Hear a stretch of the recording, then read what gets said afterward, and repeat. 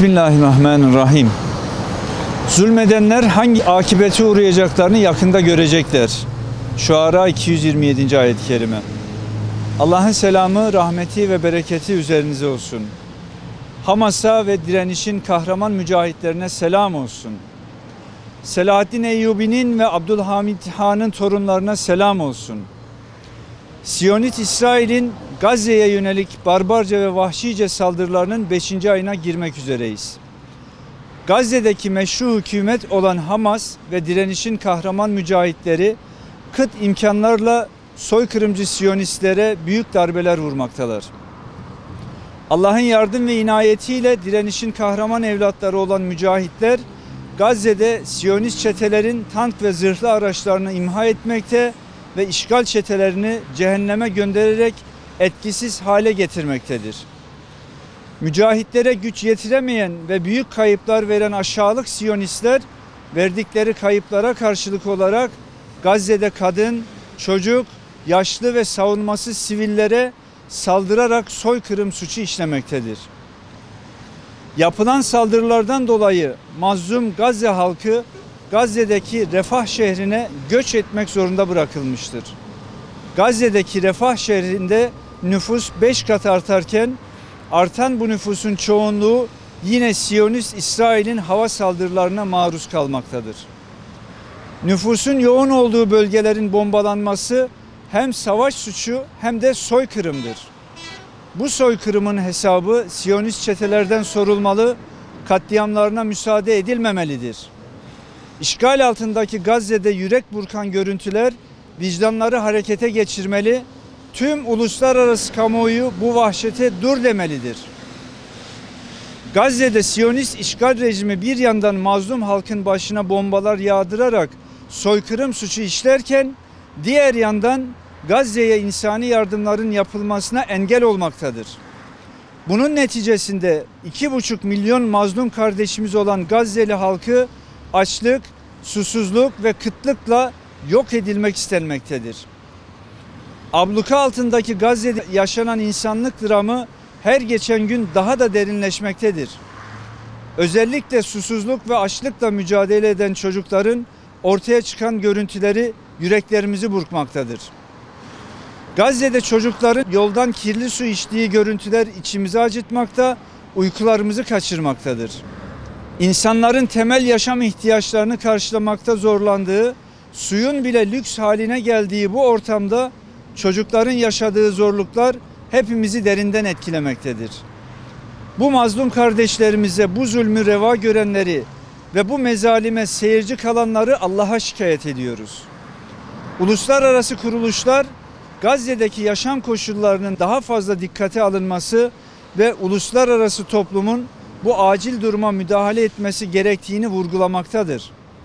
Biz de burada başta Türkiye olmak üzere bütün vicdan sahibi ülkelerin liderlerine sesleniyoruz. Artık bu mezalime dur deyin. Bu insani krize müdahale ederek insanlığınızı gösterin. Halklar üzerine düşeni yapıyorlar.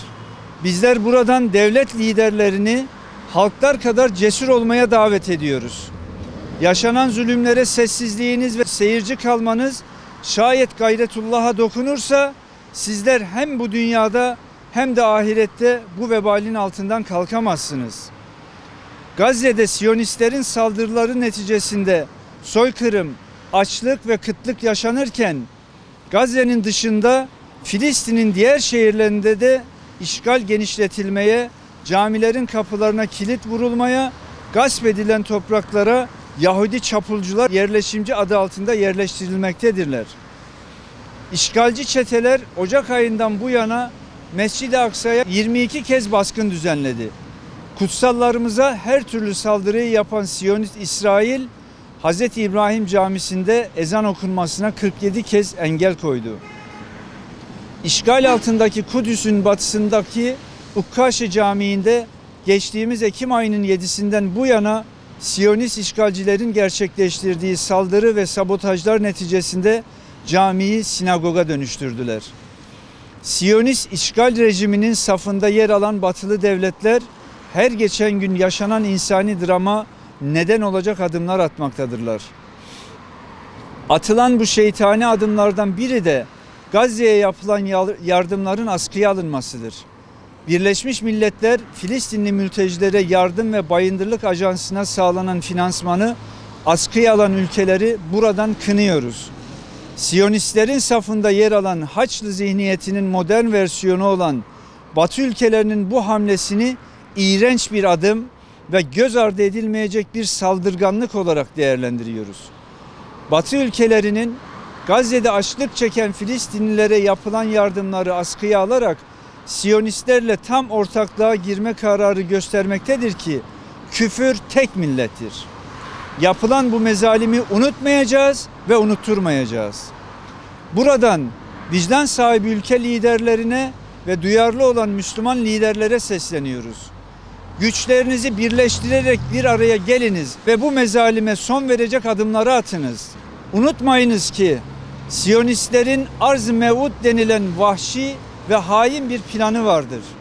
Bu plana göre önce Gazze, sonra Fırat ile Nil arasındaki toprakları işgal etmeyi hedeflemektedirler.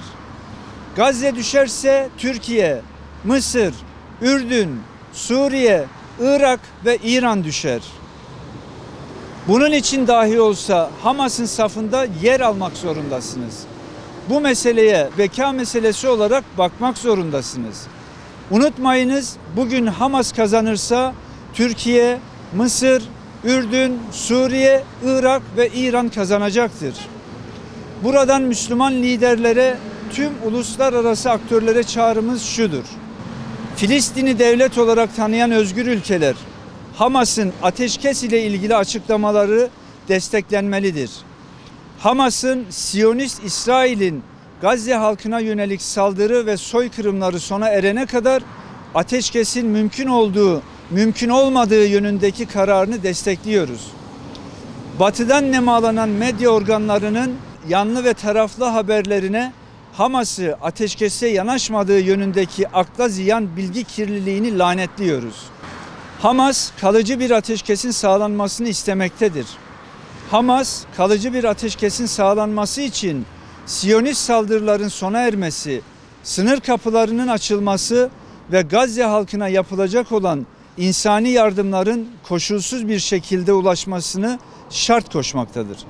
Bizler bu şartları buradan destekliyor ve deklare ediyoruz. Buradan uluslararası topluma sesleniyoruz. Filistinlilere destek ve insani yardım sağlamak için derhal harekete geçiniz. Gazze'ye insani yardımları askıya alan 18 ülkeye kararlarını yeniden gözden geçirmeleri ve Filistin halkına karşı insani sorumluluklarını üstlenmeleri için baskı yapma çağrısında bulunuyoruz.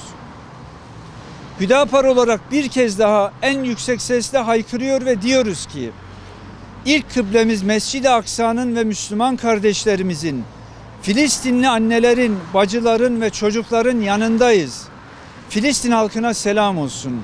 Şehitlere selam olsun. Allah'ın rahmeti ve bereketi hepimizin üzerine olsun.